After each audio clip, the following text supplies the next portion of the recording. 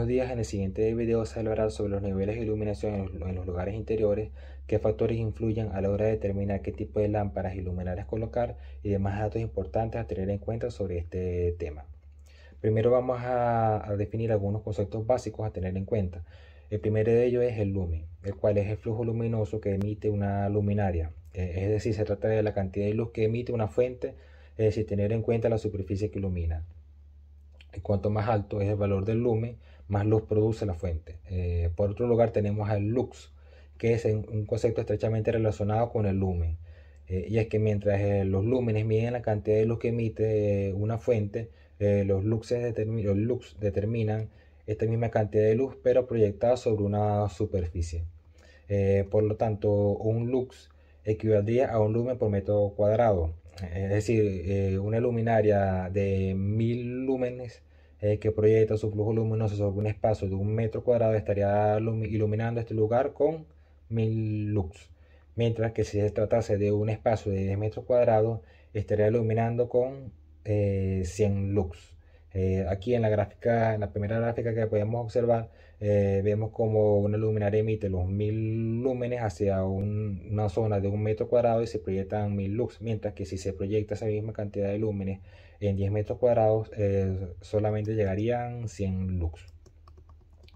Una vez entendidos estos dos conceptos, debemos saber que cualquier sitio interior, ya sea una casa, edificio o cualquier estructura, requiere una iluminación adecuada. Por esto, a la hora de su construcción, se debe tener en cuenta la ubicación y tipo y número de lámparas, ya que influye en la cantidad de luz que llega a la superficie. Existe una serie de requerimientos de luz que se deben tener en cuenta en el plano de trabajo. Y según este requerimiento hay una serie de factores que nos permiten hacer el cálculo de iluminación de un local. Los cuales son, por ejemplo, la dimensión, del local y su altura, el nivel de iluminación media, que este nivel de iluminación depende del tipo de actividad que se realice en el local, y podemos encontrarlos tabulados en las normas y recomendaciones, ya que no es lo mismo iluminación de una biblioteca o de un baño o de una cocina. Se debe escoger también el tipo de lámpara, es decir, si queremos la lámpara incandescente o fluorescente, el tipo de alumbrado que se adapta a las necesidades del sitio. Se debe determinar a qué altura colocar la lámpara, la luminaria, según el sistema de iluminación escogido. Esto dependerá también del tipo de local, si se requiere una iluminación directa, semidirecta o indirecta. Debemos calcular el índice K del local o determinar la eficiencia de la luminaria, que se determina según la geometría del local.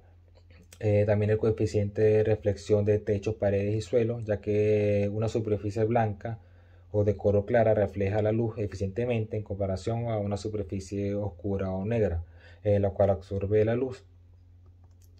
Por ejemplo, una habitación con paredes negras requiere mucha mayor iluminación que una habitación blanca. Se deben calcular también los factores de mantenimiento y de utilización, el número de luminarias a colocar y la ubicación. Por ejemplo, si tenemos una habitación cuyo requerimiento es de 900 lux, debemos tener presente todos estos factores para así determinar la luminaria a usar y su ubicación y tipo, la cual emitiría una cantidad de lúmenes necesarios para que así en el plano de trabajo existieran los 900 lux. Ahora bien, ¿qué pasa si tenemos luz natural? Si en la habitación existe una ventana que permita el paso de la luz natural y esta habitación se usaría solo de día, podemos variar el requerimiento de luz dependiendo de la cantidad de luz natural que tenemos. Por ejemplo, si gracias a la luz natural obtenemos 50 luz en el plano de trabajo, nuestro requerimiento con los focos luminosos solamente sería de 850 lux y no 900. Para obtener una buena iluminación, no solo se debe realizar la instalación de la luminaria y lámpara, es necesario tener presente el factor de mantenimiento de la lámpara, ya que se debe tomar en cuenta la depreciación del flujo luminoso a consecuencia del envejecimiento, es decir, una lámpara que emite una fuente de luz de 1000 lúmenes inicialmente, con el pasar del tiempo esta cantidad de lúmenes se reducirá. También se debe tener en cuenta el grado de suciedad del ambiente y la frecuencia de limpieza que requiera la lámpara. Podemos decir que el factor de mantenimiento implica el factor de mantenimiento del espacio, es decir, si es un área sucia o limpia, el factor de mantenimiento de la luminaria, que sería la frecuencia con que se debe limpiar la lámpara, y el factor de mantenimiento del flujo luminoso, que es la depreciación del flujo luminoso por el envejecimiento del artefacto. Los datos de este factor de mantenimiento los podemos encontrar en las especificaciones de la lámpara.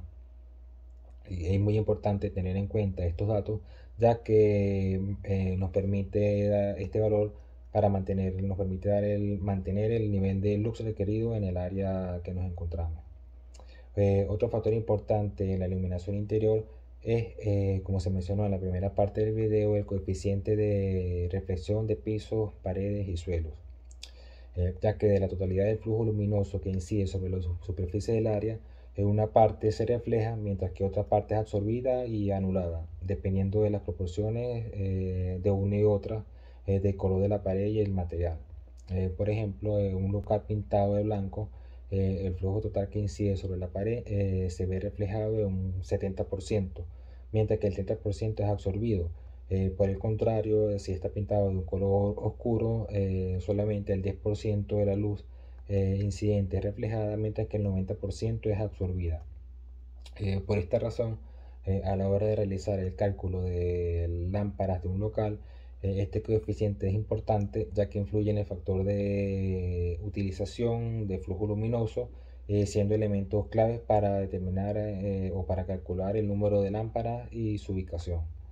Estos valores se encuentran normalmente tabulados para los diferentes tipos de materiales, superficies y acabados, y lo podemos observar en la tabla que se encuentra a continuación. Podemos observar en la siguiente tabla los requerimientos de luz de tres zonas diferentes: un área residencial, un área comercial y un área industrial. En el área residencial observamos que según la zona el requerimiento de luz es diferente. Vemos que, como en la cocina, se requieren 300 lux en zonas generales, pero en las áreas de cortar y preparar alimentos este requerimiento aumenta. Esto es debido a que necesitamos mucho más luz para trabajos más detallados. Esto ocurre también en el baño y dormitorio, donde se recomiendan dos diferentes parámetros, o es decir, cantidad de luz según la actividad que se desarrolle. Ya en las escaleras y ascensores el requerimiento de luz es menor. En el área comercial observamos que las zonas con mayor requerimiento son las vitrinas, ya que los clientes requieren ver con detalle la mercancía, y las escaleras, que debido a sus razones de seguridad y por las salidas de emergencia, deben estar bien iluminadas. En el área industrial, las áreas que trabajan con trabajos de alta precisión requieren una gran cantidad de luz. Este requerimiento va disminuyendo según las actividades, hasta que observamos que, por ejemplo, en las cámaras frigoríficas solo requieren de 100 a 250 lux. Es decir, según la actividad que estemos realizando, si es una actividad que requiera mayor cantidad de iluminación o una actividad con mayor precisión, el requerimiento de luz aumenta, mientras que si es una actividad de paso o una actividad que no requiera una gran atención o un mayor enfoque visual, el requerimiento de luz va disminuyendo. Es importante también que a la hora de realizar un proyecto de iluminación se tome en cuenta la actividad a realizar en cada zona, para así colocar el número de luminarias necesarias para que el plano de trabajo obtenga el nivel de luz requerido. Tomando en cuenta la tabla que se ha explicado a continuación, generalmente en la cocina y baños tenemos una iluminación general, y luego otro foco de iluminación, por ejemplo en el espejo del baño o en la repisa de la cocina. Esto permite que se cubran los requerimientos de luz según la zona de actividad. Es decir, si cuando vayamos a diseñar y hay diferentes tipos de requerimientos, podemos hacer uso de diferentes tipos de lámparas para así cubrir los requerimientos o las necesidades que se tengan.